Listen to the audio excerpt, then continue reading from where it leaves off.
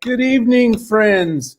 Welcome to What's Going On. Like it said, a weekly roundtable about what's up this week and what's up in life and all that stuff and the connections we make and the stories we have to tell. My name's Ben. I'm going to be sort of the MC and host of this thing. Hello to everybody in the chat watching. I'm going to bring everybody out in a second here, and they're going to introduce themselves.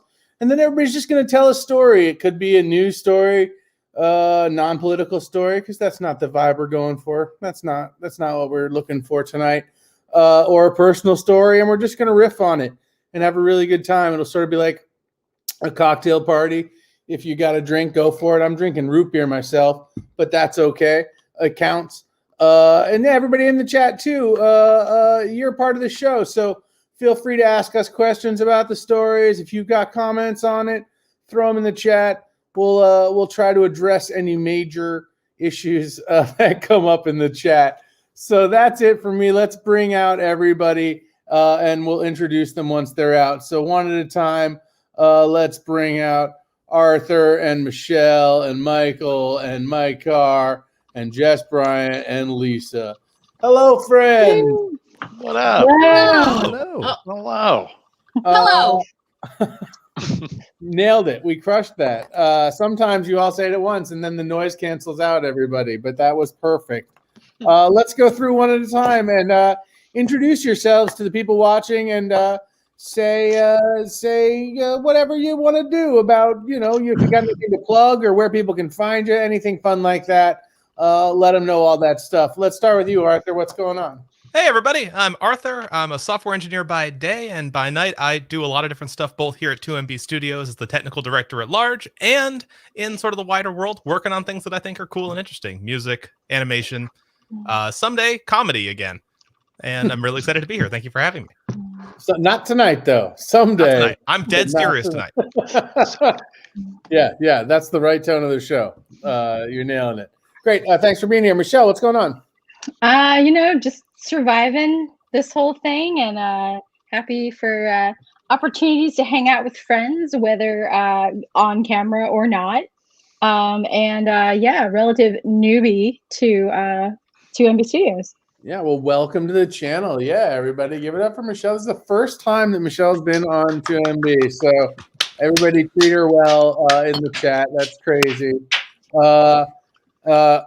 We're a couple seconds behind, but Arthur, huge fan already of yours in the chat. So love that. Just want to give a little love to that. And then Michelle, you're getting some applause, which is fantastic. Michael, what's going on, friend? Not much. Just hanging in there on a was it Tuesday? Probably. It is. It's a Tuesday. Great. That's great. What a good night. Contributed to 2MB on QAW and Lost in Sketch. I'm not often on camera, so here it is. It's me. The man behind such hits as Piano Favorites and One Cookie Jones. But Piano Favorites, can I just tell you, for those who don't know, that was a sketch that was in Lost in Sketch, which is the fourth Sunday of every month. And it was a sketch that Michael did that was literally one of the funniest things I've ever seen. So good. So good. I really, really enjoyed it. So everybody panicking yielded a sketch. So here we go. Panic comedy. I've had One Cookie Jones in my head for about 5 weeks, so thanks for that. There you go. So check those out on YouTube. I think our stuff is there, so you can check out Michael's things there. Awesome. Lisa, what's going on? Welcome. Hi. Let's just get this out of the way. Are you a cartoon character? Are you? I'm sorry, I just looked at myself. I look ridiculous. I made a joke about it before the show, but it just hit me. I look ridiculous right now, but it's fine. That's great. It's great. I just really want to look like this. So stop laughing at me. I'm doing most of the laughing at me. No, it's fine. I'm hungry.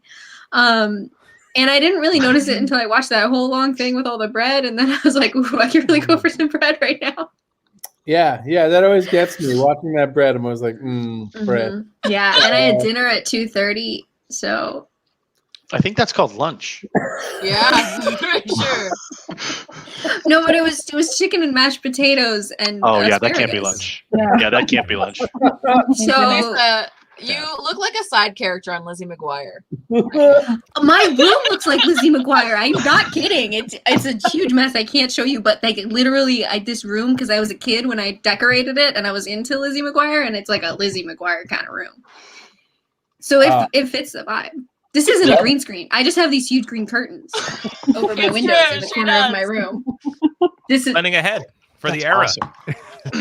Yeah. You were ready. This is what happens when you design your room when you're an 8th grader. That's great though. It looks great. You look great. We're happy to have you here. Thank you so much. Keep being you. I'll try not to cry. Lisa's had a bit of a day, y'all. She's a little bit of a day. Yeah. If you're not on the inside, if you're not on the inside Lisa track, she had a little bit of a day, but she's amazing. Also, every time I've been on 2MB, I have cried. So we're gonna break the streak. We're gonna break the streak. Oh, I was gonna say I'm gonna try and make her cry. Or we're going for it. Yeah. Jess, I think you could. Because that's what Tina I'll do my best. mottos. I'll try not to cry. It's a good thing. It's a good thing. Oh, Thanks for Lisa. I appreciate it. Aww. Jess, what's going on? Hey, making it through this week. I work at a public school. Tomorrow's a half day, so I'm happy about that. Nice. the Slam is on QAW, which returns on, QAW's Pandemic returns on March 11th, Thursday, March 11th. So I'm excited about that, the return of QAW. And then I will be on the newly renamed Minus the Man Improv Jam this Friday at 7 o'clock here on 2MB. And then I also have my own show, Simply the Jess. Take QAW characters and make their lives miserable in The Sims 4, Saturdays at 1 p.m. So that's where you can catch me elsewhere. I think that's all my plugs. I love it. Yeah, Jess, you're all over it, and it's great. Super fun. Exciting. It's so fun. Yeah, we're excited to have you. Mike Carr, what's going on, friend? Hey, a lot and nothing all at the same time. Thanks, quarantine. Yeah, I'm good. You can be found Sundays at 7 here on the channel with the show Thank You for Coming, where two improvisers who've typically never met or played together come together and play a scene together in a location. And I was frequently working with the morning show Hello World. Unfortunately, I had to take a step back from that due to scheduling right now, but I'll be back posting Olympia Dukakis images on the show for Matt and Chloe all the time. Yeah, that's can I just silly inside joke for me. It's not the same without you there. Don't let Matt tell you that it's fine. Yeah, he was trying. He was like, everything's great. It's wonderful. And I was like, no, it's not, Matt. Stop lying to me. Yeah, I know. Oh, no. Yeah. You got Matt behind the scenes, and he is letting his feelings be known, as he should always through the medium of banners. The best way. That's the best way. I love it so much. Most touching form of communication. As the banner player for Run On, I can really get behind that as a great way fun to talk to the world. It's really fun. Only banners. I love it. I will only answer questions in banners. There should be a show where it's just a blank screen and then just banners every now and then to talk to the chat. So it's all just chat, but the banners are responding to Mike, the chat. I think that's Twitter. I don't do Twitter, so I don't know. Well, I mean, I'm on Twitter, but I don't do Twitter. Stay out of there. Yeah. That's Only so bans. healthy. I delete Twitter every other day and then reinstall it on my computer. Every day I'm like, I'm done. And then I'm like, I'm back. Have you ever tried moving app icons around on your home screen to break the habit of going to it idly? That's smart. That's a a good idea. scary realization to have That when you seems start complicated. notice. That does seem scary. It seems you have some sort of semblance of a home screen design, and don't just have your apps willy-nilly over 6 pages on your phone. Is that how you live, Ben? That's not how I live, Lisa. Is this a call out? Can you show us your phone, Ben? Just to make sure? Just to check it? Ben. Yeah. Prove it. We do an app audit. My phone is actually App plugged in. audit. And my phone is what the show is running through because my internet sucks so much. Of course. So I just have it set up back there with the Wi-Fi. Sure. But no. That's got enough for Michelle. Rude. A little gentle roasting for first timer. Let's get into the show. Arthur, do you have a story you would like to share with the group? Sure thing. I had a lot of trouble figuring out which story from my life I was going to tell because most of my stories paint me in, a kind of an embarrassing light. So I thought, let's just lean way into that. This is the story of the time that I launched a motorboat at an unpopulated area / possibly populated area with no one on board. So are you referring to land? Sorry, not to jump ahead. So that's the thing. Unpopulated area. I don't know where it would have ended land. up. I don't know where it would have ended up if other factors had not intervened, and we'll get into that as we go. It is one of my greatest moments of shame. So we're just going to get into it. It's the summer after high school. I have it in my head that I'm going to go to college. I'm going to be a college sailor. I've been a sailor for most of my life. An avid participant in racing and all kinds of other like waterbound activities. And so I thought in order for me to make the sailing team at, a college level, I'm going to need to really shape up over this summer. I'm going to need to get a lot better than I currently am. So I'm going to go out for after hours practices because I'm a sailing instructor at this point. I'm teaching, young kids how to sail. And we've got all this equipment that we can just use. So I'm going to start going out with the race coaches and we're going to get really good. We're going to drill. We're going to get really skilled at this. Sounds like a plan. Exactly. So we're ready to go. It's the first time we are doing this, that we're going out after hours to practice. It's also the last time because when you say after hours, it's not nighttime, right? That's what it feels like. It's getting there. We're hitting the water around 6 p.m. Sunset's probably 7:45. Okay. At this point in the summer. Are you allowed to do it? You know, I was out with the head of the racing program. And he was definitely allowed to do it. So they're allowed to do it. Yeah. Because they're like, and I think as long as we're supervised, I'm allowed to do it too. Right. I think. Makes sense. So we're out there, we're on the water. It's 2 sailboats and 1 coach boat, 1 motorboat. The race instructor is in the coach boat watching as I and 3 other sailors are kind of navigating in our smaller sailboats. And I am fucking up hard. I'm not nailing down this particular move that I have to get really good at. We're learning how to sail downwind on a downwind course. You know, if you're going away from the wind, there's some technical stuff you have to take advantage of in order to really get your boat speed up. And that's an area that I needed to focus on. But since I'm having such a hard time nailing this set of moves, the race coach says, all right, Arthur, hop in the coach boat. I'm going to hop in the sailboat, and you're going to look at what I'm going to do. I am totally licensed to drive these coach boats. I do it, professionally during the day. Shouldn't have any trouble with that whatsoever. So the coach boat comes up alongside us while we're heading downwind at a steady clip. And the coach puts the boat into neutral so that it's just the 2 boats next to each other. Yep. He hops in to my boat as I hop into his boat so I can take over. But unfortunately, sailboats have sails on them, and sometimes sails move in ways that you aren't going to expect. And if you've ever driven a motorboat before, you know that there's not pedals. There's not a constant pressure thing that you need to do in order to keep the boat going forward. No, there's a throttle. And the throttle is just a setting. And once you put the throttle in a setting, it will just go. And it will not leave that setting unless it is moved by a person on the boat. So as I'm getting into this motorboat, the sail comes forward just enough to clip the throttle. It pushes it forward. And I see this happening as the sail suddenly picks up a gust of wind and slams it forward all the way down to the full speed of this boat. Maximum speed. And the boat literally jumps out from underneath me, and I fall in the water as I'm trying to get in. And no one notices. Everyone's just like, man, Arthur's screwing out of here, dude. He's screaming away. Wow. So this is our fastest coach boat because, of course, the racing instructor has the fastest boat. It has just been filled up with gas, and it is going full tilt out of the harbor with no one on board, and no one realizes this for a full 30 seconds because the sail is in between everyone else and the boat itself. So to everyone else, it's Arthur just got in the boat and then got out of the way so he could circle back and observe. Really smart, really good performance there. Oh. And then I'm just kind of in the water, life jacket up around my ears, like, guy, hello? Oh, no. We all have safety whistles, but of course mine hasn't worked in a year.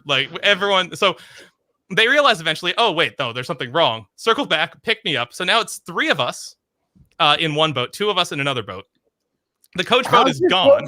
How's your coach at this point? Is he remaining pretty calm? He has in his head, oh, don't worry, it's just drifting. We're going to go and catch up with it, and I'll hop in, and it'll all be fine. He was wrong about that. It was not fine because the boat has just continued to go. But wait, I'm sorry. What body of water are you in? Oh, so this is in the Edgartown Harbor, just off of Chappaquiddick Island. Anyone here who's been on Martha's Vineyard maybe has been in that area. No, it's nice. Cape Cod. But at the Atlantic Ocean, yes. Atlantic Ocean. Yeah, we're in the ocean. The boat is getting full tilt towards Cape Cod, and it's about probably a 45-minute to an hour jaunt at that speed before it runs aground right around where the Falmouth Yacht Club is located. Maybe, what? Honestly, maybe an hour and a half. Oh, no. This is the fun speed, too. So we realized pretty quickly that there's no chance we're going to catch up with this motorboat in a sailboat, especially because, again, we're getting towards sunset. Wind goes away at night. Not always, but pretty consistently. At least during the summer, when the sun goes away, the thing heating up the atmosphere, the wind starts to die down with it, especially on the water. Science. So So not only are we out there without a coach boat now, we're out there in sailboats that now need to get to land. We have no radios because the radios are all in the coach boat. We have no wind power except for what little wind is left at this point in the evening, and we are at least 45 minutes like strong sailing from shore. The race coach, like on if we're sailing if we're sailing effectively, back and forth for the wind. Well, that's the thing, right? We have to head upwind in order to get home, and the wind is dying. But the race coach is really good. He pulls out all the stops for the things you do to a boat to make it go fast when there are no rules governing what you're allowed to do to a boat to make it go fast. So there's a lot of... I feel like this was almost like I wouldn't be surprised if at the end of it, he was like, this was a test to put you in a situation where you had to go fast upwind. Oh my God. wish. This was his training style. He was like, now you're in it. Boat. Catch the boat. Catch the boat, yeah. So, you only got 40 minutes before it hits Falmouth. You gotta move. I thought it was just going to be the motorboat that was the problem. The motorboat is still the problem at this point, but it's so much the secondary problem in all of our minds of like the primary problem is let's get to shore so we can tell somebody to look out for the boat. It's funny that it has so long to get there so you can warn them. Okay. This couple taking like a moonlit walk at the yacht club. He's about to propose. So anyway, we finally make it close enough to like into the harbor that we're able to like flag down someone with a radio and say, hey, would you mind just radioing the harbor master so that they can get on the horn with, I guess, the Coast Guard, whoever it is that is. There's no boat police really, so whoever's job it would be to deal with an unmanned high-speed vessel or even medium-speed vessel. Keanu Reeves. So they're very nice about it, and they say, okay, well, we'll run it up the chain, and then we go and we deal with our sailboats. I head home. I get a real dressing down from my parents because I did not tell them that this was going to be our first after-work practice because it was kind of an impromptu thing, and I thought, I'll be home by 6:30. That's a normal time to be home by. It's like 9, or not 9, but 8-ish, heading towards 9 at this point in the evening. Oh. Have to explain this to my mother, who has been a sailor her whole life and cannot believe how stupid we've all been. And how is this? I mean, I understand that there was a terrible thing, and I definitely want to hear about what happens to the boat. But how is it stupid? It feels like it was just an accident. The wind. I think the stupid part is I just landed on my ass in the water, and I feel silly about that. But the boat was fast. Yeah.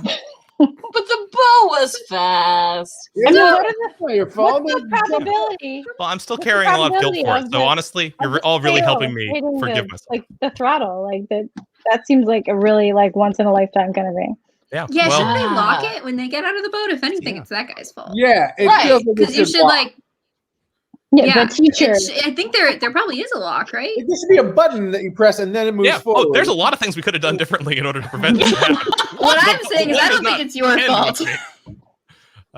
So what happened to the boat? So the boat, like I said, it's like maybe an hour and a half away from hitting the beach across the way from us. Right. And we let everyone know, and as far as anyone is aware, nothing happens. And we all get into work the next morning, and we're like, hey, this happened last night. It's already the head of the program already knows. He talks us through what's going on. No one knows where the boat is. There's been no report of it running aground anywhere. No, nothing. Boat's free, man. It's free. At 1 p.m. that day, we get a phone call. There it is. It From had Paris. apparently gotten hit by a wave, jacked 90 degrees to the right, so it's just heading due east out to sea at this point. And a fishing vessel happened to be in the area watching this boat just trundling by because the throttle had jarred itself back down to like, a lower, I guess, gear, a lower speed. And this random fisherman just grabbed the boat, pulled it onto his boat, and called us to let us know he'd found it. And I think legally that it does make it his boat, but he gave it back. So it all worked out. Maritime law, that's his boat. Yeah. But the thing I've learned is that some salty old fishermen can really be very nice about these things. Well, You can't be the first person to lose a boat. Right. as far as I'm aware, I'm the first person in this sailing program's history to lose a coach. I don't think you lost it. I No, think no. whoever was in charge lost it. I don't know. Act of God, Right. if anything. still a story that is told. Right. Like I feel in Florida, Everyone there. eventually, my car's in Florida. I feel eventually in Florida there must be people who go down there, rent a boat, they've never been on a boat before, and they put it into gear, and it's faster than they think, and it. I've seen that happen at Disney when people rent the little tiny boats you can drive around, like the man-made lagoon that doesn't go anywhere, and people are like, "Here we go," and they just fall on their asses because and those boats aren't even that fast. Yeah. Standard good boating practice is you hook a little thing onto your life jacket, which when it gets pulled out will stop the boat in its tracks. Right. And if we hadn't been in the process of switching who was running the boat, maybe it would have occurred to us to use that. But Like a treadmill. yeah, exactly. Same mechanism. Right. Is it like a big no-no to like switch boats like that? Pretty normal, honestly. Oh, This okay. is just, I Yeah, wasn't boat sure. people are all like jumping around from boat to boat. I think it's really cool. yeah. We saw Pirates of the Caribbean and thought, that's me. That's what I We can want. do that. Yeah. Ain't no thing. Do you know if this Have is you still a ever story seen that a they boat tell? person jump from one boat to another boat? It's astonishing. It's amazing. It's a feat. I did not say that, but that my car, not my car. My car is in Florida. Well, Ben was getting out of his car once, and he kicked it into drive, and Drove it itself was down and going left. south on 95, and now it's here. It sounds Hey, like with when modern you cruise get control and related lane story. following, anything's possible. Did we see a boat land on Lake Como and go, or that's something that we just hoped to happen? No, that we did. That was the coolest thing when Michelle and I were in Italy in Lake Como, and we were on a boat, and then we watched. It was the most James Bond shit. We watched this airplane come in. It was like a glider, and it landed on the lake and then took off. It was a boat that had wings, basically. It was the coolest thing I've ever seen. And like the lady had like a big fancy dress on, and like the guy was in like a suit, and we're like, where are they going? That's James Bond. That was James, we saw James Bond, basically. That's a great story, Arthur. Not at the time, I'm sure, but it has led to a wonderful story. So, and no harm, no foul. Didn't kill anybody. Yeah, no one, as far as I'm aware, I'm the one who got hurt the worst. So it's all good. Best kind In of some story. ways, you were redistributing wealth from that boat school to Right. that fisherman. Right. Yeah, I mean, if only he had taken it. If only he had taken it. You offered the boat, and he said no. He gave it back. Michelle, share your story. Arthur spoke of boating accidents. What do you bring? So it's a personal story. I just a story from the news, which I was looking at a bunch of weird stories today. And there was one that came in right at the end, but I think I'm not going to use that one because it made me laugh. It's not as there was apparently a man in the Ukraine who called the police and confessed to murdering his mother's partner, stabbed him in the chest, he said. And he said immediately after that, and when you come and get me, make sure you bring a snowplow because our street has not been plowed very well. Oh. So the police did come, though they only drove an SUV because apparently the street was plowed pretty well. And when they arrived at his home and looked around briefly, they found the person in question was very much alive.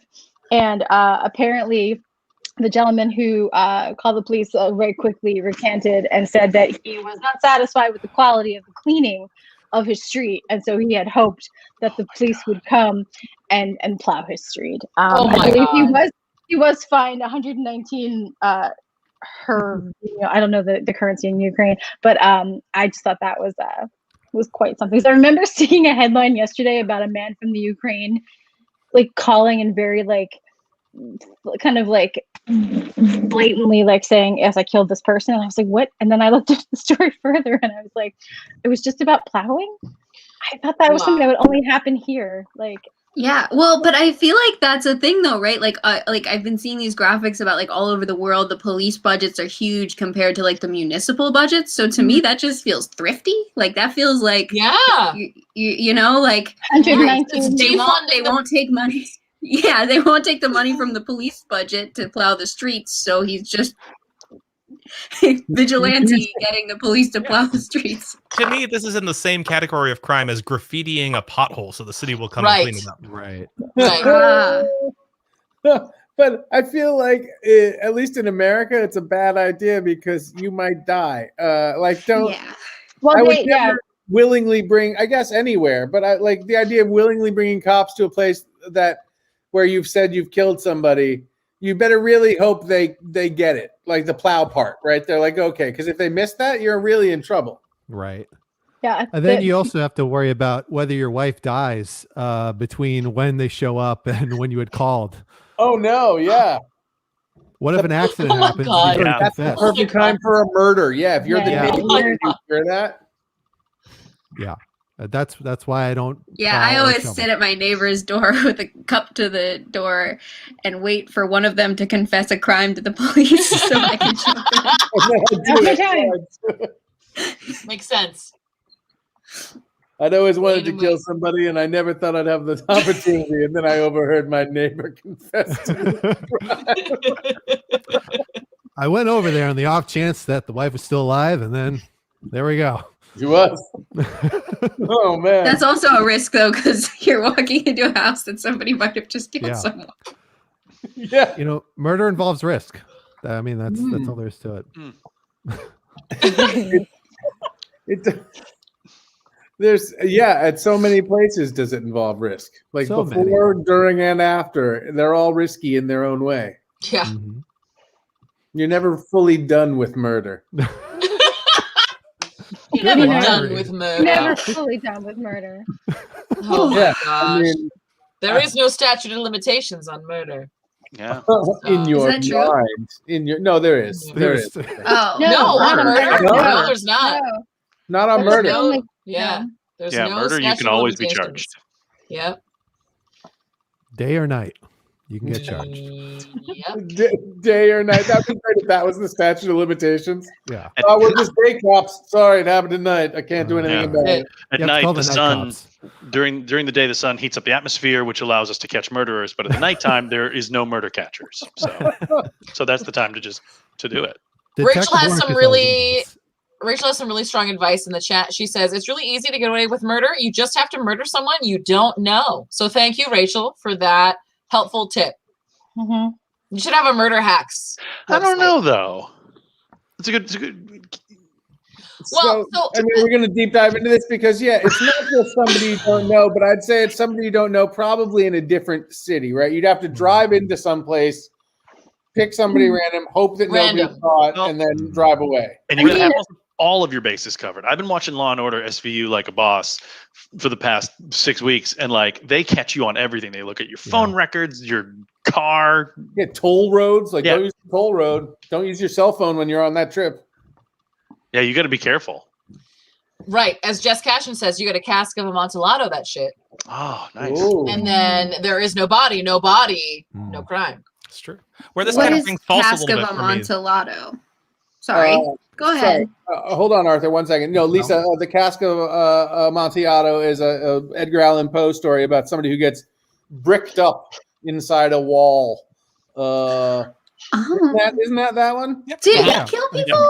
Because there's the floorboard one too. So I'm That's wondering not if Tell Heart. That's Telltale Heart. Yeah. That's why I said, is it that one? Because I get those I two think confused sometimes. Cask of You're right. Amontillado is like he wronged him somehow, like, and then Yeah. he tells him there's going to be this like amazing sherry, which is the Amontillado, and then he just like brings him into the basement, and he's like, "Where's this? Where's the sherry?" And then he's just like, "Boom." He bricks him Just in like there. that. Yeah. You guys, say it right. It's Amontillado. Amontillado. No, Okay, it's Amontillado. I know. I'm making a joke.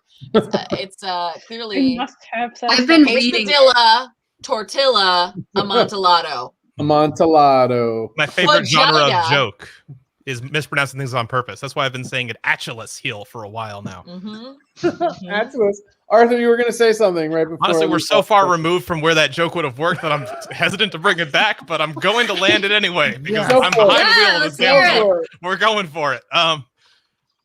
See, the thing is, the core premise of you got to murder someone you don't know in order to get away with it is that can anyone who's taken a life say that they didn't know that person in that moment? If there's one thing I've learned from a lot of monologues in crime shows and stuff, it's that you really only can know a man if you kill him. I think you'd have to like hit and run almost. Like I don't think you could strangle or like I think anything where you look him in the eye, you're right. You know him. You know them. Anyway, Especially in I'm those so glad I last got a moments chance of to their life. So glad I got a chance to tell that joke. Really glad. I don't know if anybody, this is actually like really relevant. I'm reading Wild Seed by Octavia Butler, and it's like pretty on brand for the conversation we're having. And I just about like knowing people that you kill. And I don't know if anybody here or anybody in the chat has read this book, but like you're like really like tapping into something here because I'm like reading this like kind of like I don't know what the genre is, like sci-fi, like fantasy, kind of like scary a little bit book. And I'm like, I can feel the book while you talk. Nice. I genuinely thought you were going to say, I don't know if anyone here has killed anyone, but I like thought that was where you were going for about 0.25 seconds. This is where we casually find out that one of us has. Like, someone's just like, oh, yeah, I killed somebody. What? Yeah. What? Mhm. Oh, Yeah, right. and you'd never suspect the one that looks like a cartoon character. Yeah. Yeah. Actually, I assumed that you did, but just with an anvil.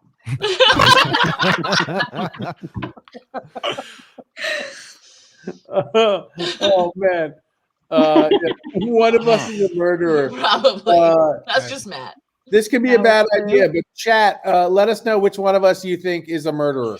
I almost threw that out there, but I was like, I don't want to be the one that asks. I'm glad we were on the same page, Mike. I gotta get my twisty mustache on, my villain mustache. Oh yeah. Michael, while we wait for that, yeah, there's a poll. Please, let's move away from murder, unless your story is also about murder, and then we'll stay on the topic. No, actually, Arthur's story sort of reminded me of doing something. This was actually my fault, though, doing something dumb as a kid. But also on the very other end of like experience. So when I was growing up, every weekend in the summer, we would go to this campground that was very fun as a kid. Only in retrospect did it occur to me that this was like kind of a combination campground / trailer park, in that there were trailers there that people lived in all year round. So I'm not just like disparaging the place. It just happened to be like, it was just like a eclectic group of people. You'd be like hanging out with your friends in the woods, and then like some drunk guy would show up and be like, "Hey kids, did you see my car?" Like, I don't know what you're talking about. So like very, very different than Arthur's experience. So our idea of fun was there was a kid that was a year older that had a bike. Could you imagine? A bike. It was amazing. He had a bike, and he didn't have brakes on it, but he could pretty much stop if he had to. So our idea of fun was getting on his handlebars and going down this hill with this bike that he didn't have brakes for. So I'm watching the other kids do it. I'm like, you know what? They're doing all right. They're making it down the hill. It's fine. So I get up on the handlebars, and we're going down the hill. And the second we start moving, I see my dad book it up the hill with a very much like, I know he's pissed. He's making it very clear. He's not being subtle about it. He's real clear. He doesn't want me on this bike. So I think, well, I have to be a good, I have to be the good son and stop this bike, but there's no brake. So what if I just like tap that front wheel a little bit? Not like hard, but just like a little, just like a little. I woke up on the ground, and I don't remember falling off the bike, and I don't remember falling off the bike. So I might have like got like a concussion, but like my dad was sounds like a concussion. It probably was, but I think my dad was just so annoyed that he was just like, everything back then was just get in the trailer, whatever. You're in trouble, but we're not going to deal with the fact that you probably just like, I probably didn't flip, right? If I hit the bike wheel in the front. Yeah, because the bike stopped. Yeah. It probably picked up. You went right over the handlebars. I went right up. So Arthur, you did nothing wrong. You are innocent. As far as things you could do as a kid, like you were fine. I was 18, Yeah. but also you saved a life by stopping that bike in that moment. You were a hero. Did I? Whose life did I? I'm not sure, but probably. I'm assuming the kid on the bike flipped over as well. I never even thought about that till now. 45 minutes away from slamming into the. Yeah. Michael. The boat was coming. And Michael, whatever happened to that kid? You know what? Did you murder him? You know, he faded in all the pictures I had. I think he was a ghost the whole time. I think I was on a ghost bike. So That Oh bike was no! 20 You're years Back to the ago. Future, Tim. That's right. yeah, I feel like I feel Yikes. like the only way we can solve this is to that movie with the guy. The Sixth Sense? Oh no! Murderer? He's gonna kill himself, and then the angel comes. It's a It's a wonderful Wonderful Life. Oh, It's a Wonderful Life. We have to. It's a Wonderful Life it and relive all of history without Michael and see what would have happened to that kid, and then relive all of history with Michael and see what would have happened to that kid to find out, your net impact on his life. What if he really was like a Back to the Future? What if he went back to that time and then you killed him in a bike accident? I got to get my parents together, but first, this bike's But first I'm just gonna ride this bike. I gotta blend in with the kids of this trailer park area.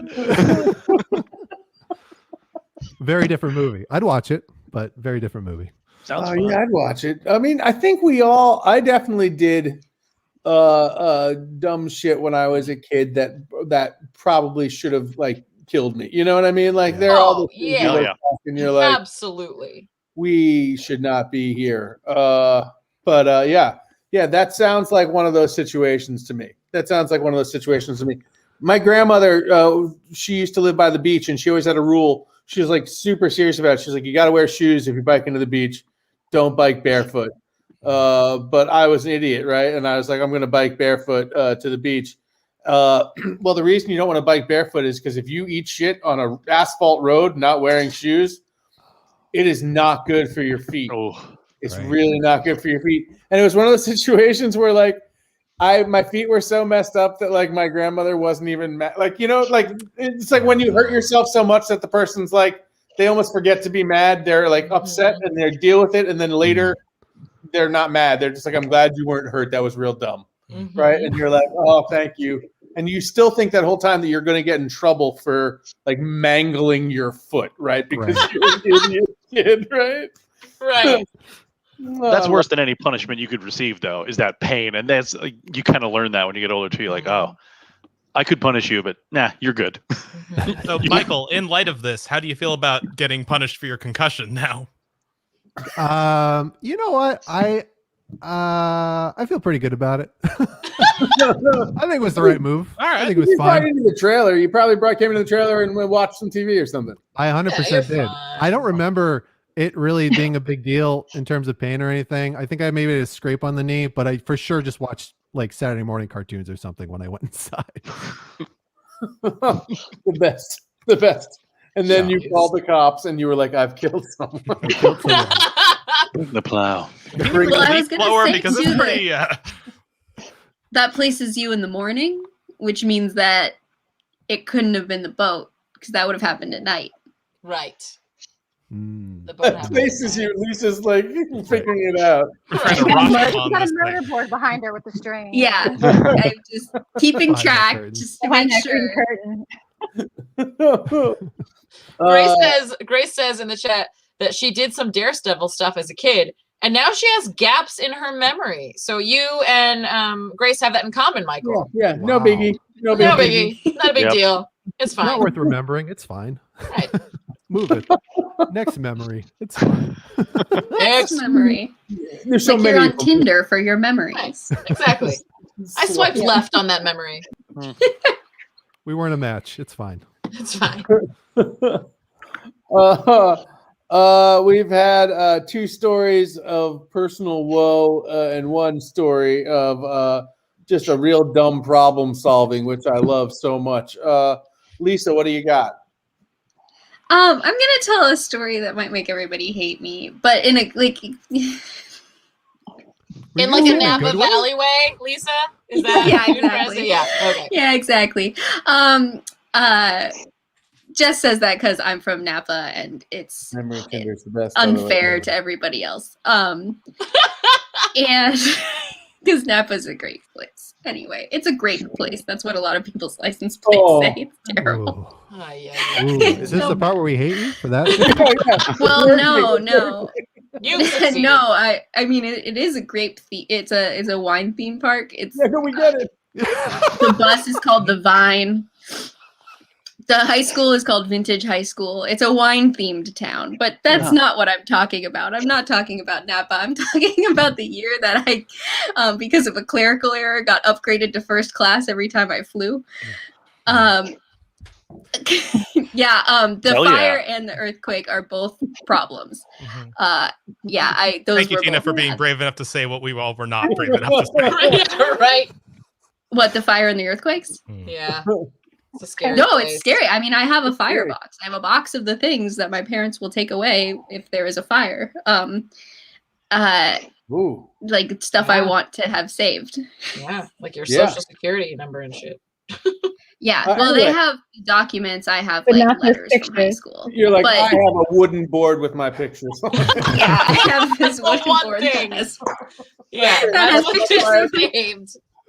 my senior pictures from high school. I just have this little board with them. That's my firebox. That's it. Anyway, you were saying, so your town, you Yeah. live in Napa. But that's not related at all to what I was saying. What I'm talking about is the year that I got upgraded to first class every time I flew because of a clerical error by Alaskan Airlines. Amazing. Wow. Oh, I don't know what. that's Now I about live in maybe, Hawaii because no more home in California due to fire. Yeah, that happens. I know people who've lost their so, homes. It's really no laughing matter. We joke, but seriously, that's the wildfires. Yeah. Really are my laughing is because I'm aware of the imminent threat to my home. Right, yeah. Yeah. You laugh because otherwise you would panic. Yeah.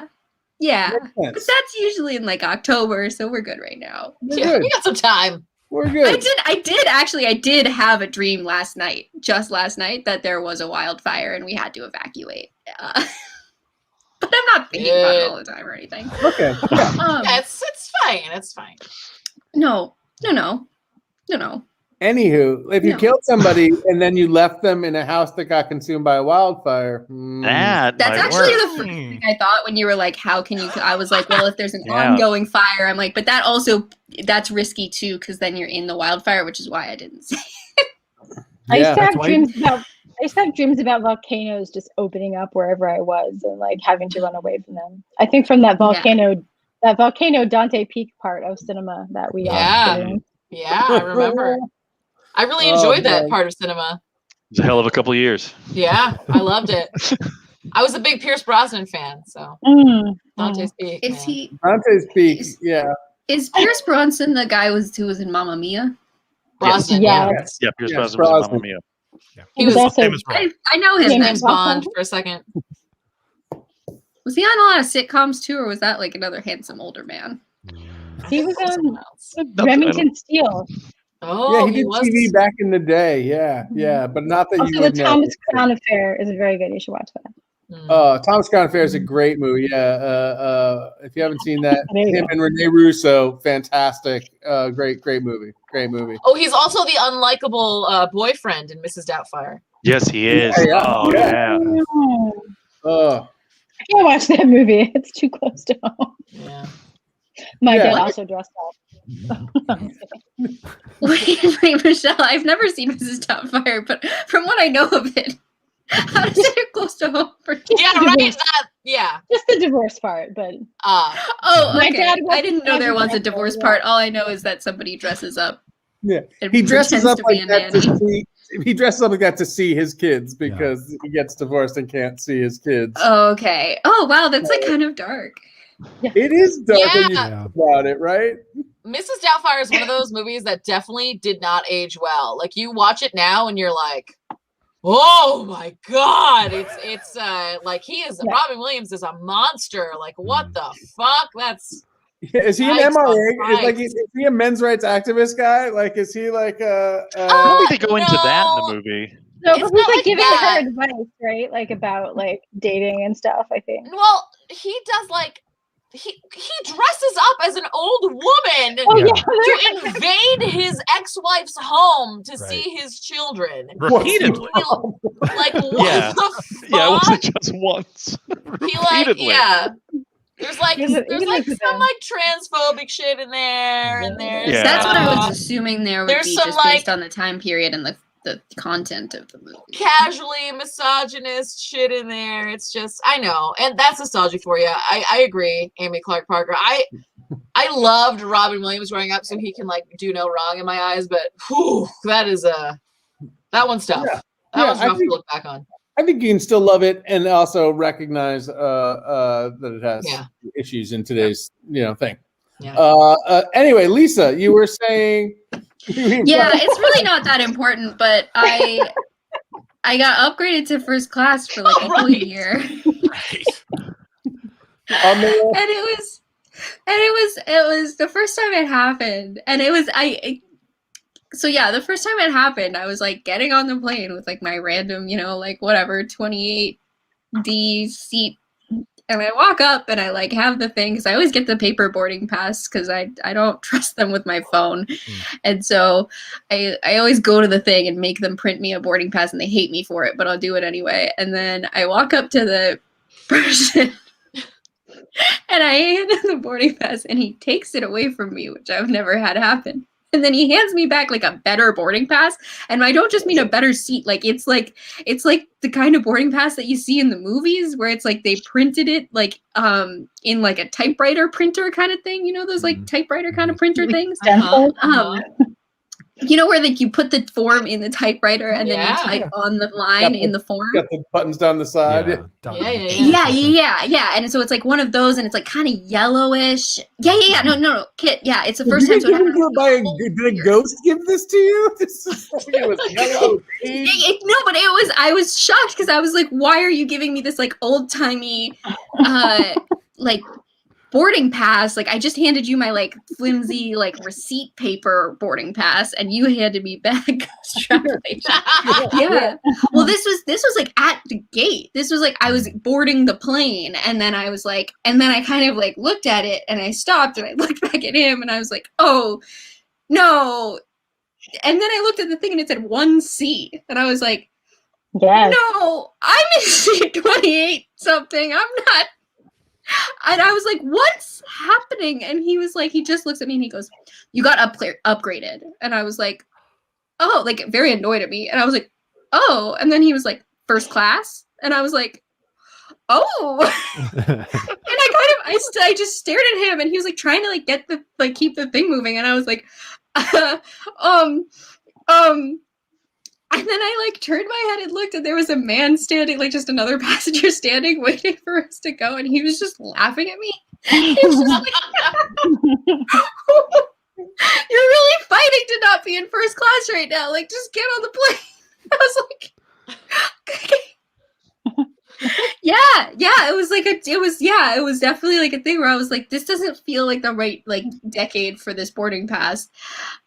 So I like get on the plane, and the whole time I'm like, somebody's gonna come up to me and be like, wait, before that, when the way the guy gave you attitude, did he upgrade you, or had you been upgraded somewhere else? So here's the thing, I had been upgraded automatically, and I didn't realize this until later, but so I got the board, and I was like, whatever. So I get on, and the woman comes up to me, and she's like, would you like some champagne? And like, this is before we took off, and I was like, I'm sorry, what?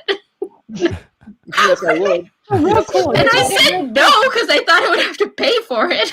Oh yeah, first time. If it's your first time, you don't know that they give that to you. What was going on? Right. Yeah, I know. Yeah, this is Like, such a movie like poor but yeah, and Me? I had never, and No. I go to school in Boston, and my family lives in California, so like I fly across the country like fair amount. So I was like, yeah, I know, I really regretted it, but I would later get a chance because so then I was like, okay, and so then like the flight happened, and then like, yeah. Oh, that's cooler. That's way cooler. I fell backwards into it, but yeah, I was like, oh my gosh, this is so cool. And then like they came up to me and they were like, what kind of meal would you like? And I was like, you're gonna feed me? And I was like, and then I was like, does it cost money? And the lady was like, no. And I was like, okay. And like I kept asking if things cost money, and she was like, nothing costs money. And I was like, okay. I still feel like, and like during the whole flight, I thought like halfway through the flight, someone was gonna come up and be like, you're not supposed to be here, ma'am. Yeah. And then I flew again, and it happened again.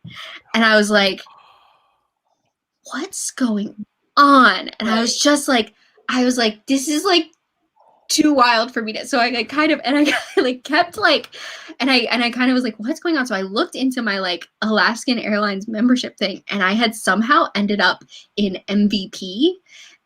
Like my account was MVP, which usually you have to fly like 30,000 miles or something to get MVP in like a year. So like, and one of the perks of MVP is that if there's an available first class seat on the flight, you automatically get upgraded. And so for that whole, and it was like, it lasted for a year, and I was just like, why did this happen? And I was like, whatever. And so the next time. Right. Yeah, so then I started getting cocky about it. So then, because I was like, now I fly first class. That's how you knew you were finally in first class. Yeah.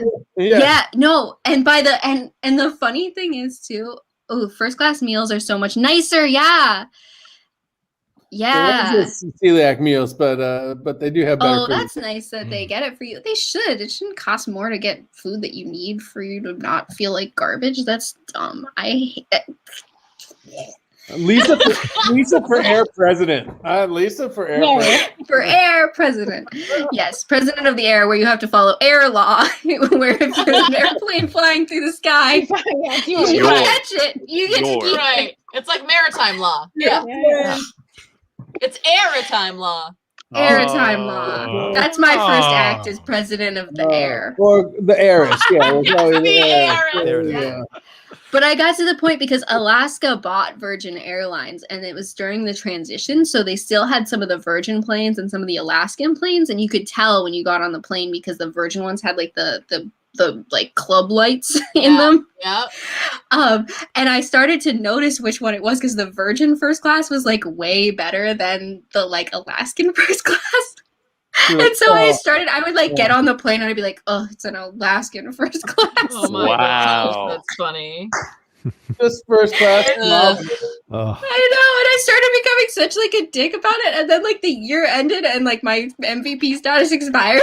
I was like, now I have to go back to regular. And then I had the thought, like, well, what if I flew first class now? And I was like, that's insane. I'm not gonna That's do the that. thing. That's how they get you. Now you I know what know. it's like. Yeah. You can't Yeah, go but back. I still to this day have no idea how I got into the MVP because there was no reason. I looked at like the number of miles I had flown was correct and small, but it was just like your MVP. So I don't know what happened. I think it was something in like the Virgin and Alaska trade over that like my account was flagged somehow, and so they like.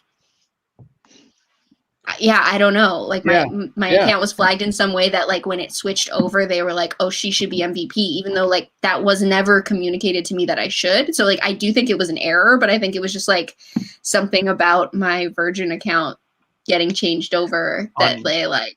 On other flights, there was a Lisa Oakley who was like, "Why am I in coach?" And they're like, "Get back there, you piece of garbage!" And she's like, "Yeah, another Lisa Oakley who always flew at the same time as me." Yeah, you had the same. And that would be Back to the Future. Was future me following me around and upgrading me to first class? That'd be good.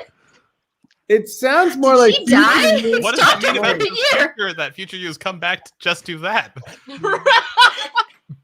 Just to upgrade your travel, future you. That's the only thing they need to do is come back. Stuck around for this year and like. You know why? It's probably because you fell in love with someone that you sat next to in coach, but then they were really awful, right? They like picked their nose and they like stored their pee in jar. I don't remember which flight it was. Right, exactly. I didn't know which flight. Yeah, you married them.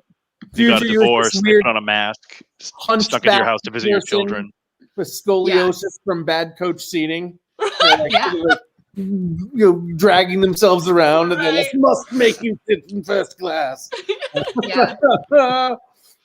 First class. Has anybody sat in the first class, like the little like pods? That's.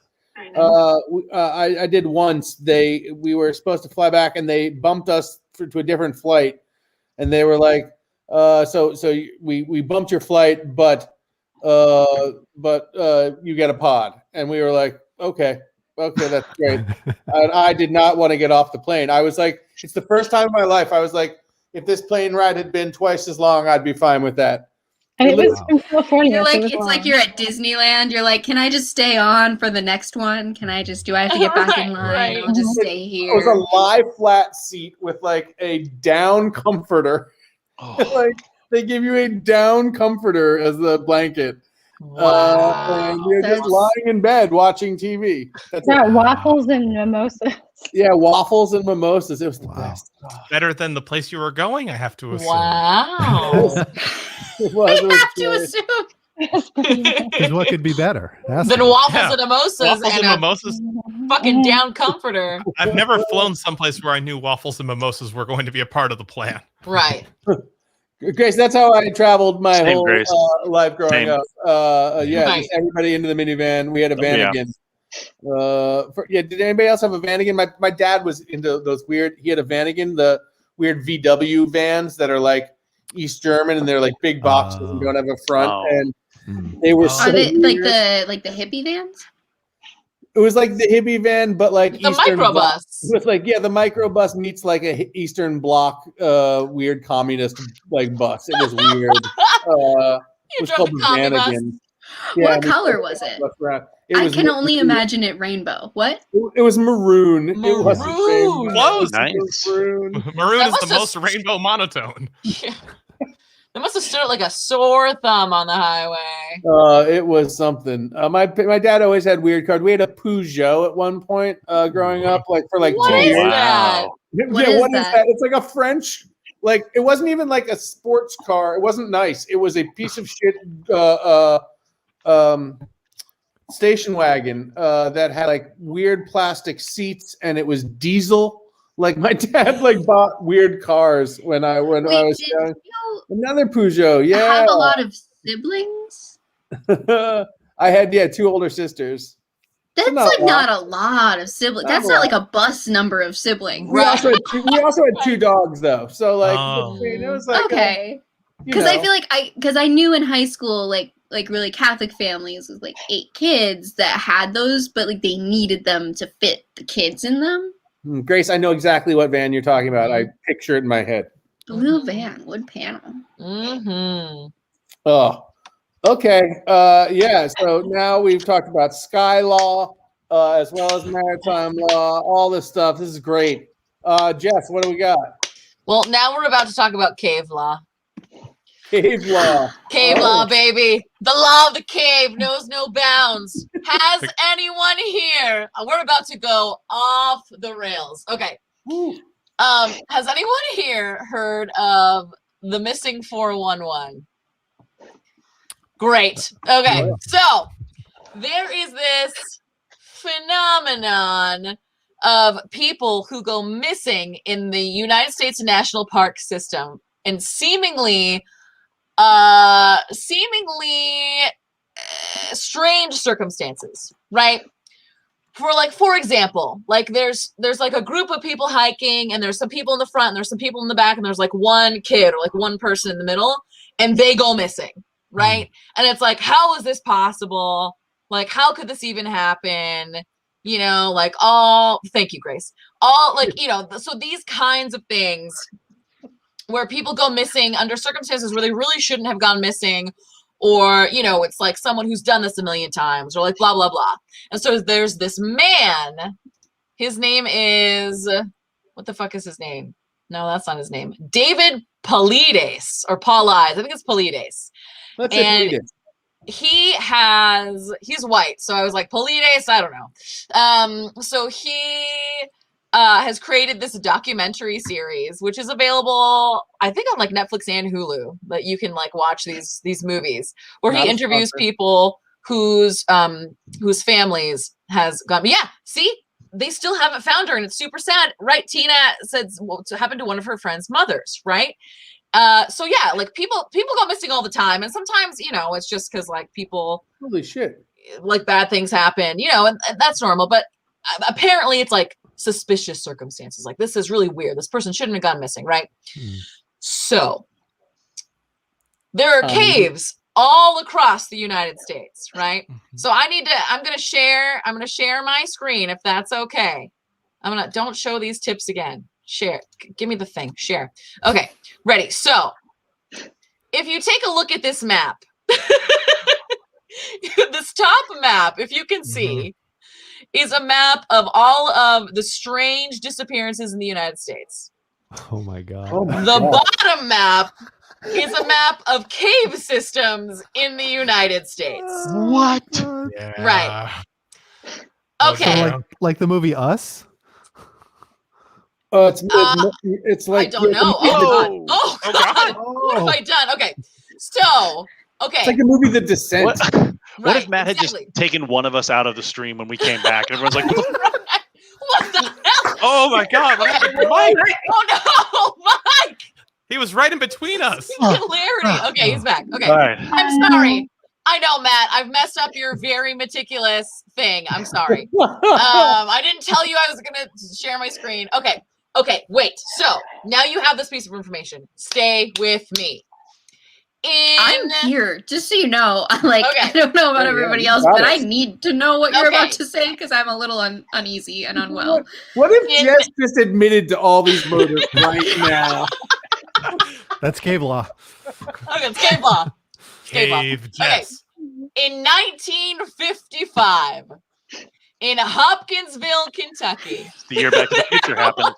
a family of like 15 people who lived in like a fucking shack, right? They're kind of like country bumpkin people, right? This UFO comes down from the sky, okay? And it crashes somewhere like over a hill or something. And like two of the men from the family, I forget their names, they go and go to look for it, and I can't remember if they actually found it. I don't think they found like a crashed thing, right? A crashed craft, right? But they find like, like small, sugar water. So anyway, they come home and it's like, whatever. And they see what they described as little white goblin people. I'm going to share my screen again. Here we go. I'm sorry. I don't want I'm sorry. to. I'm sorry. I need Ready. to see So this. they drew pictures. Wait, where is it? Where is it? There it is. Okay. Oh. So figure 10, little man as described by Elmer Sutton, J.C. Sutton, and O.P. Baker, drawn by Andrew Bud Ledwith. Okay. So these creepy little men with I these have to little say, eyes. too many of them have weed pun names for me to believe that they saw this. I love the elbows. I love how, You like that? the hourglass shape of that arm is really. Oh, He's got fun. spork. His hands How are sporks. Okay. There's So I'm coming back, Matt. We're about to experience the singularity again. Okay, so these creepy little people attack this family's house, and they swear to God this is true. 11 of them, they like end up fleeing the house because these creepy little men are like knocking on windows and scaring the kids and climbing up on the roof and jumping down, and they're firing guns out the windows at these fucking people, right? And 11 of them go to the police station to like report that this happened. Obviously, the police never find anything, whatever. But in Kentucky, and a lot of places, Kentucky, West Virginia, that in that area, it's a lot of mining, right? So there's like a lot of mines, and so now people have found these little three-toed footprints, right? These little three-toed footprints in and around the mines. Okay, and these little green men. We have pictures Guess how of many- these footprints. Guess how many? I don't remember. I'm sure I found them. All right, Guess how many toes these little white men had? These little white goblin people. They had 3 toes. Yep, they had 3 toes. So the idea is, right? So now there's this like massive online conspiracy I agree with about Sion. how Dislike. about how these creepy goblin people who have been seen like all over the place, not just this one time, but it's happened a bunch of times. They're the ones who live in the caves. They live in the cave systems across the entire United States, and they're the ones abducting people. Oh man. Okay, but do the caves connect to each other? Because there's a flaw here in that I feel like they would have to get from cave to cave. Some of them, yes. So there are cave systems that run all the way from like West Virginia to Kentucky, and like and to like where's Mammoth Caves? Is that also Kentucky? It doesn't matter. But like so there's like multiple states that these cave systems run, right? And a lot of them are unexplored. It's like the goddamn Marianas Trench. Okay. Like And you know what? You know who turned that boat away from Cape Cod? Oh, they You know how my many foot. footprints they found? In the I've water. been protected by the little white men. 3 toes. 3 toes. I'm just saying. Oh man, caves scared me before this. I don't like caves. I'm not a splunker. But now I am staying far away from caves because I don't want to have to deal with those little white guys. Kind of look like Bat Boy, from the music. Yes, they do. Right? Exactly. From what? Bat Boy. Bat Boy the musical. Is that like From Bad Batman? Boy the Okay. musical specifically.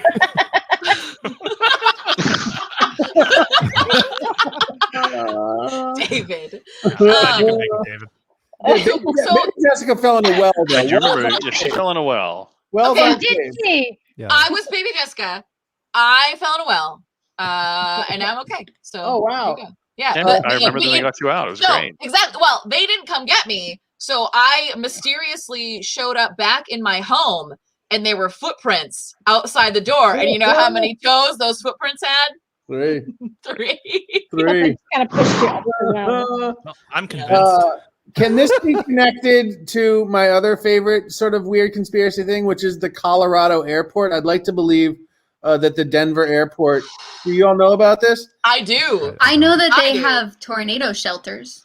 All I No, know is the Denver horse. airport is like laid out in a really, really bizarre way, and it like doesn't match the original blueprints. Like it's like spatially almost an anomaly. It like doesn't make sense, and there are weird designs built into all over it. They're fucking like blue weird. horse, right? The blue horse that Yeah, the guy who created it was like killed by its head, dropped on him or whatever. And Wow. and there's I- like these creepy murals on the 3rd floor. And there's like this whole underground system. Listen, okay, that's I'm a what little made me bit think about it. The conspiracy nut. underground system. I Wait, was like, in Uh-huh. Denver? Is this Denver or somewhere It's the else? Denver airport. Yeah. I've been And there. I have so- no idea. The speculation is, well, there's a bunch of speculations. There's like Masonic imagery and like all this crazy shit. I don't think it connects to the little white goblin people, but it could. I don't know. That's like some Masonic New World Order Illuminati shit is the Oh, Denver man. airport. It would be Yeah. wild if that's the one thing from this entire night that isn't somehow connected to a vast and sinister web. That Masonic stuff and then everything else we've talked about. And there's a clear line between those two things. Listen, it would just be unrealistic if the rest of that Really stuff. straining the That's bounds where of I draw the credulity. line. Yeah. that's Yeah. where I draw the line. Especially considering that my time travel thing happened in an airport. But it's not this. It wasn't the same. Denver It airport. wasn't the Denver it was airport. That would've been SFO crazy. and Logan. Right. Right. Yeah. Yeah. Oh, of course. Thank you. Yeah, that's the blue horse, the creepy blue horse that's outside. It's got red fucking eyes. Yeah, I was going to ask if that was Outside just of a the- camera trick, but yeah, cool. wow. Yeah, Veiny no. ribs. Yeah, it's like really thin. It's ginormous. Yeah. I forget what's it called, Matt. Do you see what it's called? What the name of it is? It's fucking. Oh. It's something creepy. Fucking Became an nightmare icon fuel. That's what it's of the called. Illuminati. Yeah, I just checked and it's nighttime here, so if we could move on. just checked. Yeah, I wasn't Just sure. It was checked. like a little bit day earlier. I Gotcha. see. Mhm. It was Also, I day feel earlier. I feel like caving with somebody would be another good way to get away with murder. If you were deep in a cave and you murdered somebody, and then you just blamed it. This is just Pikachu, Matt. Thank you, Matt. I want to Yeah. make Lisa feel better Right. and compliment. not Thank you. think about weird things and think happy things. Mhm. Now I'm just so- thinking about how much Pikachu looks like those little white men. Yeah. Oh, no. Oh, Yeah, Pikachu's yeah, kidnapping yeah. dudes. Yeah, I was like that too, Tina. Too. Why we're looking? I got it. I knew exactly what was happening. I got to catch them all. Uh-huh. I was unfazed by it, but I didn't get it. Jess, that's a terrifying story. Everybody can just research it more at their own peril. What is the 411 like? I mean, that sounds like information. What is that from? Like, what's that? Why are they called? That's just that's the name of the documentary series that David Paulides created. So if I think it's available on Netflix and Hulu right now. And also he has a series of like written things as well. So yeah. Check that out. Also, there is a really slow-moving YouTube documentary series called Hellier, which focuses. It's absolute Looney Tunes. It is Looney Tunes, and it's slow-moving, but it sucked me in so bad. It's called Hellier, and it is also about the little goblin men of Kentucky. Hellier. Hellier. Hellier. Oh, I can't put a comment up on the screen that I want to put there because it would scare Lisa too much. The one about that Tina said? It is the one that Tina said. That is terrifying. Like, okay, I'm gonna do what is this little goblin looking in? Like that right there is the top of the goblin's head. Is that little light right here? Oh my God. 3 little toes. That actually reminds me of a nightmare I had as a kid where I looked out the window of my living room of my living room and a red goblin creepy hand came up and knocked on the window and then disappeared. Nope. I had dreams almost every night when I was I saw Red Dawn when I was too young. It was my middle school after school movie club, and one week we watched Footloose, and the next week we watched Red Dawn, and it's like a jump. And I had never even seen I wasn't allowed to watch the Rugrats because Angelica was too mean, so that's where I was at with violence in film, and I watched Red Dawn, and then after that I had a recurring nightmare almost every night that there was a specific star that I could see out my window. This window right here. I hope I don't have this nightmare tonight. It's been a long time. Anyway. Oh no! So Michelle used to have nightmares about lava coming up in places. You used to have nightmares about demon hands. Anybody else? I used to have nightmares about getting sucked into a bed, like in Nightmare of Elm Street. No, that's him. Aw, Really cute, actually. the eyes are so big. I know. Well, they need to be. It's dark in a cave. Well, I used to have nightmares about a little yellow goblin that would ride a pair of skunks, a black skunk and a blonde skunk, with 1 foot on each skunk. And he had little reins, and he would ride them around, and it was scary as fuck. Little skunk roller skates. Kind of, yeah. Okay. I guess so. Yeah. That might be going a step too far, but Blonde skunk. I'm sorry, I'll conjure a different. Blonde skunk. I used to have the nightmare of I was trying to run away from someone, but no matter every step I took, it was I couldn't go any farther, and they just kept gaining and gaining on me. Oh.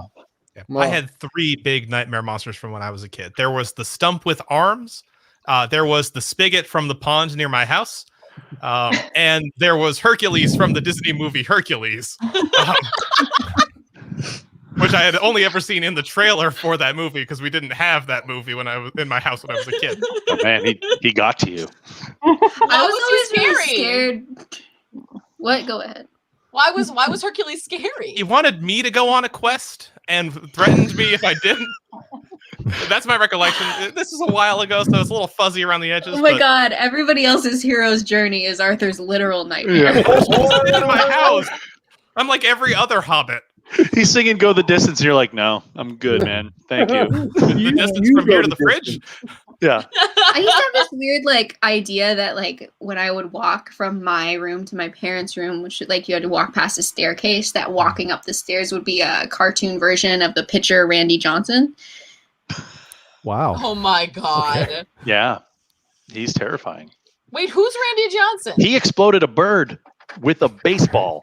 Oh, wow. He threw a fastball and the bird flew at the and I had this right idea moment. that and I wouldn't go to my parents' room because I was I don't want to pass Randy Johnson.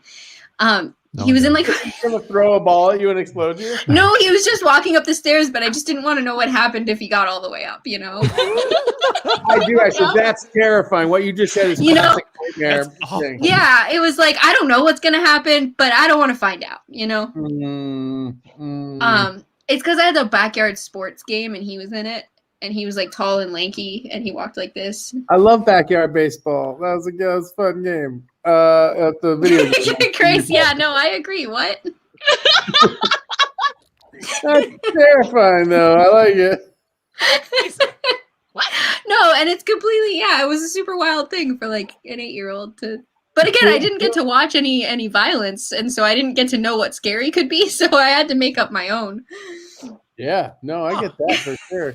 And Randy Johnson's a big guy. That makes sense. He's like 7 feet He's tall. tall. Yeah, he's super tall and lanky, and he was just like.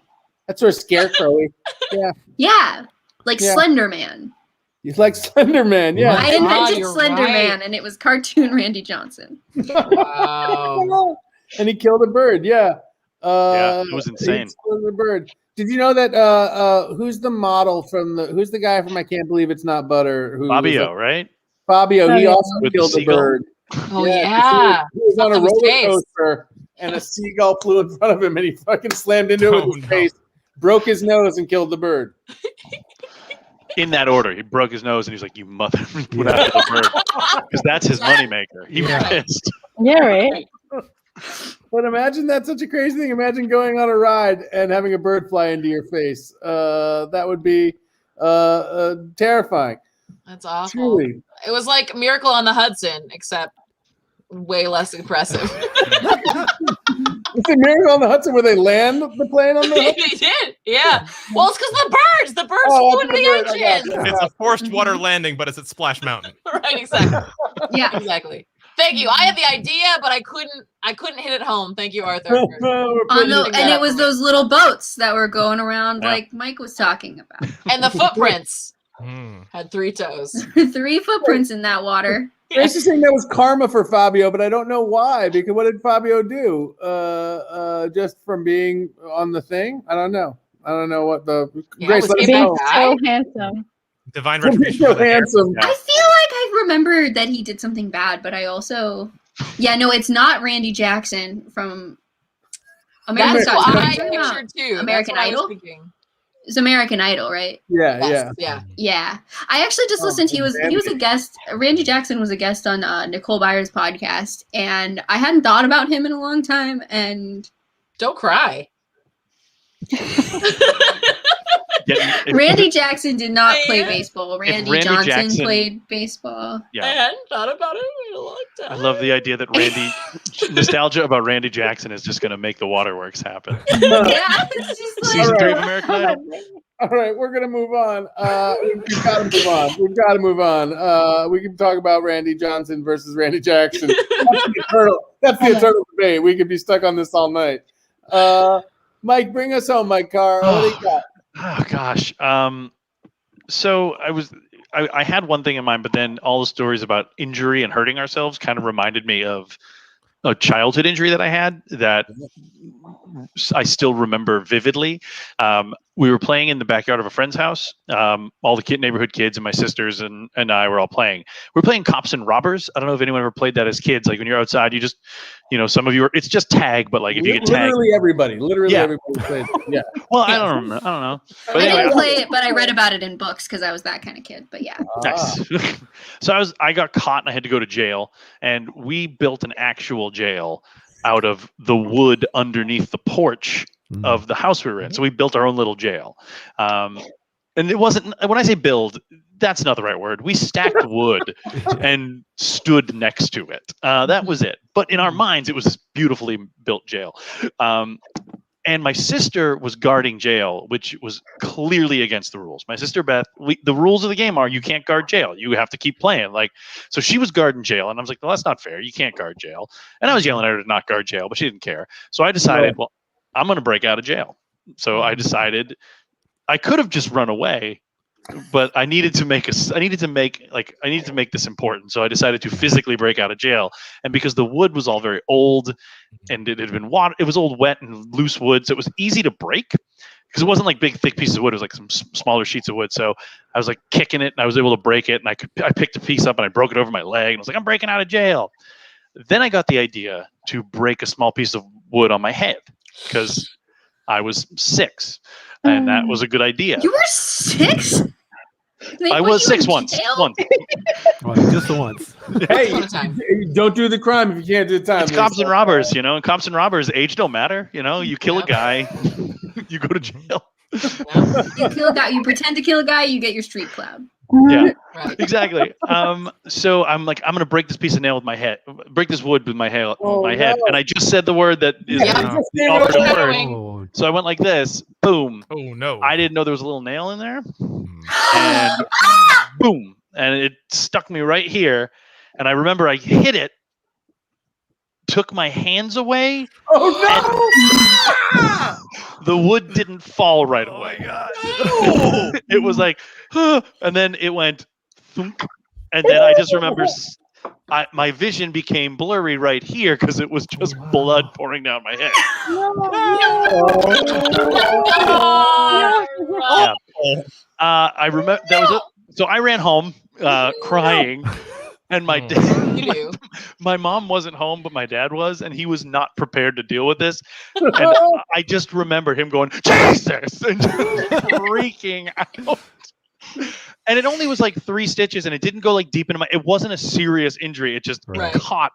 I don't want to creep anybody out, but literally, I just looked down at my arm, and for some reason, I'm bleeding. Like that's random. Ben, are there That's three? random. I Are there didn't do 3 little anything. toe I didn't prints do in the anything. I next don't to know what you? happened. Yeah, you got three toe prints. You got to Quick, look. put down some flour. Your so it'll blood be is cracked. escaping this conversation. Terrified. Oh no. Oh my god. Okay. Oh my Yeah, god. and I had to go. I went to the hospital because my dad's like, we're going to the hospital, and they gave me like a few stitches. That's good. Yeah, it was a few stitches, and I have a little tiny scar on my head. And What Yeah. was your sister's reaction? Because you did this in front of your sister, right? yeah, I don't know because all I remember is blood, tears, Wow. run. That's Oh. all Did I she follow remember. you home? I think she probably did. Hmm. I would Wait, when assume you were so. running, was it attached to your head still? No, it fell out pretty good. Yeah, the head does Head- bleed. It bleeds like head Yeah, bleeds crazy. it does. Crazy. Yeah. Head wounds bleed like insane. Yeah. Mhm. Yeah. Yeah. It wasn't just like it fell out real quick. Like it wasn't. It like in. I took my hands away and I remember it. I remember being there and then just going. Boom, boom. So it wasn't long, maybe Whoa. like a millisecond, but it was I was enough. kind of, I mean, like, it's not funny, but it would have been a little funny. You're like running down the street with like a plank on your wood, head. yeah, that would have been amazing. And then Michael comes down the street with the bike. and that's not the first time I got stitched. I got stitches in my head probably 4 or 5 times as a kid. Like just think whenever Michael, when you mentioned like I went over my bike like that once too, and like other injuries. Like I probably should have died as a kid with all the accidents that I got into.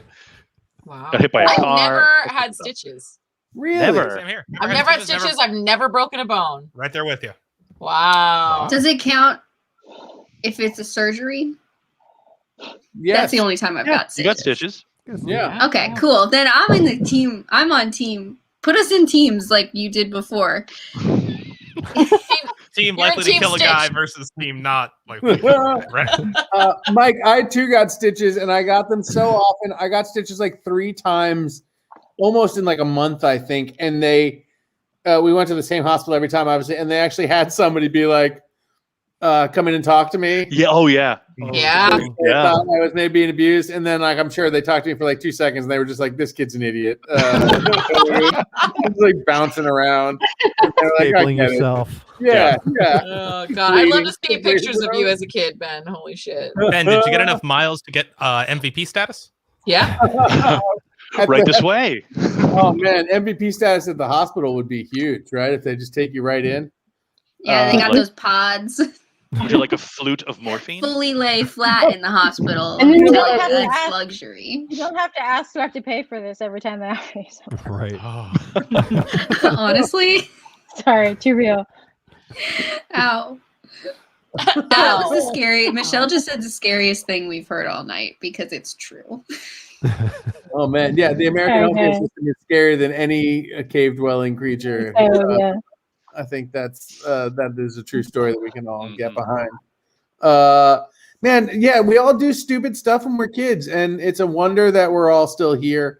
And they try to minimize it. I think now, they try to make it safer, and kids still find ways to hurt themselves because that's what you do as a kid. You think you're invincible, and then you push yourself to the limit, and then you go over the limit, and hopefully that going over the limit doesn't kill you, right? Because everybody will. Every kid will go over the limit and do the thing that they weren't supposed to do, and hopefully it just leads to a bad concussion or a board stuck to your head, or a mangled foot, right? I mean, that's all we can hope for. Also, kids bounce. Yeah, Kids do bounce.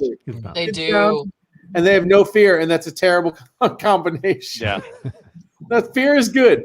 Everyone's like, oh, no fear. And you're I like, have oh, to say it's better to have no fear and bouncing than to have no fear and not bouncing.